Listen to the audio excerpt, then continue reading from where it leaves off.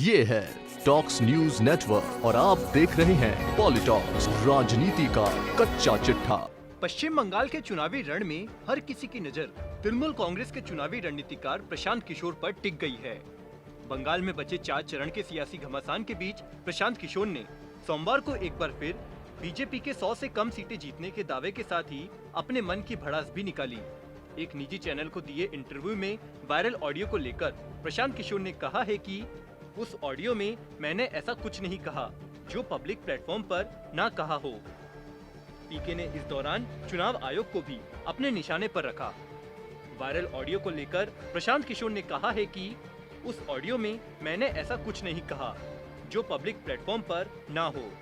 प्रशांत किशोर ने कहा कि वो ऑडियो कोई लीक नहीं था, बल्कि सब कुछ पब्लिक था। पीके ने कहा कि अपने प्रतिद्वंदी को कभी कमजोर नहीं समझना चाहिए और ना ही मैं समझता हूँ। जिस व्यक्ति से मेरा मुकाबला है, मैं तो हमेशा उसकी ताकत ज्यादा ही मानकर आगे बढ़ूंगा। पीएम मोदी लोकप्रिय हैं, इसलिए तो देश के पीएम हैं। वायरल ऑडियो पर आगे बोलते हुए प्रशांत किशोर ने कहा है कि मुझसे सवाल किया गया कि बीजेपी को 40% वोट आ रहा है, तो मैंने बताया कि वो वोट क्यों आ रहा है। बीजेपी को वोट मिलने का सबसे बड़ा कारण प्रधानमंत्री नरेंद्र मोदी है, लेकिन मैं एक बार फिर कह रहा हूं कि टीएमसी फिर से सरकार बनाने जा रही है और बीजेपी 100 सीटों से कम पर रुक जाएगी।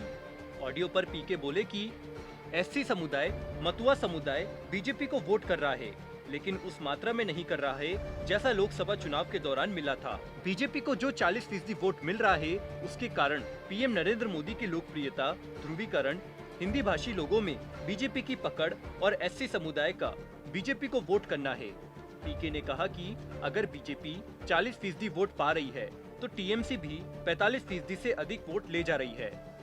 कुछ बिहार की घटना पर प्रशांत किशोर ने कहा कि ममता बनर्जी ने सीआरपीएफ पर सीधे सवाल नहीं उठाए, बल्कि सरकार की ओर से जो निर्देश दिए जा रहे हैं वो गलत है और इसलिए ममता बनर्जी ने राज्यपाल के सामने अपील की। कुछ बिहार को लेकर पीके ने कहा कि केंद्रीय फोर्स की गोली से 5 लोगों की जान चली गई है। ममता बनर्जी ने कोई भड़काऊ भाषण नहीं दिया। ममता बनर्जी ने कहा कि अगर महिलाओं को वोट डालने में केंद्रीय फोर्स अड़चन डाल रही है, तो उनका घेराव कर लीजिए। प्रशांत किशोर ने आगे कहा कि मुख्यमंत्री के तौर पर ममता बनर्जी को वहां जाने का हक है। पटना में 2014 में रैली के दौरान कुछ लोगों की जान चली गई। अगले ही दिन पीएम मोदी गुजरात से उनसे मिलने आए थे, लेकिन तब चुनाव आयोग ने वहां कोई एक्शन नहीं लिया।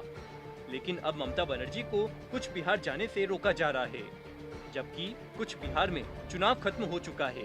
यहाँ आपको बता दें कि कुछ बिहार में चौथे चरण के मतदान के बीच केंद्रीय सुरक्षा बलों और स्थानीय लोगों में झड़प हो गई थी, जिसके बाद सुरक्षा बलों की गोली से कुछ लोगों की मौत हो गई थी। चुनाव आयोग ने यह मतदान रद्द किया था। ममता बनर्जी ने इसे लेकर केंद्र सरकार पर निशाना साधा था, तो वहीं पीएम मोदी ने ममता की भड़काऊ बयानबाजी को जिम्मेदार बताया था। प्रशांत किशोर ने कहा कि ममता बनर्जी का लोगों के साथ कनेक्ट बेहतरीन है, जो शायद कई नेताओं से काफी बेहतर है। अभिषेक बनर्जी को लेकर पीके ने कहा है कि वो एक महत्वपूर्ण नेता है, लेकिन पार्टी की नेता राज्य की मुख्यमंत्री ममता बनर्जी है। ऐसे में ये नहीं हो सकता कि ममता बनर्जी बैठी रहे और पार्टी कोई और चला रहा हो। ममता बनर्जी के पैर में लगी चोट को लेकर प्रशांत किशोर ने कहा कि ममता बनर्जी प्रचार के वक्त चोटिल हुई। किसी ने उसे घटना बताया और किसी ने साजिश। वहीं चुनाव आयोग ने इस पूरे विवाद पर एक्शन भी लिया। आपको बता दे, पश्चिम बंगाल में 4 चरण का मतदान हो चुका है। अब 5वें चरण का मतदान 17 अप्रैल को होना है। प्रशांत किशोर इस बार तृणमूल कांग्रेस की चुनावी रणनीति का जिम्मा संभाल रहे हैं। चुनाव शुरू होने से पहले उन्होंने दावा किया था कि अगर बीजेपी बंगाल में 100 से अधिक सीटें जीतती है, तो वे रणनीतिकार वाला काम छोड़ देंगे, जिस पर वो आज भी कायम है। पॉलिटॉक्स ब्यूरो, बंगाल। ये है टॉक्स न्यूज नेटवर्क और आप देख रहे हैं पॉलिटॉक्स, राजनीति का कच्चा चिट्ठा।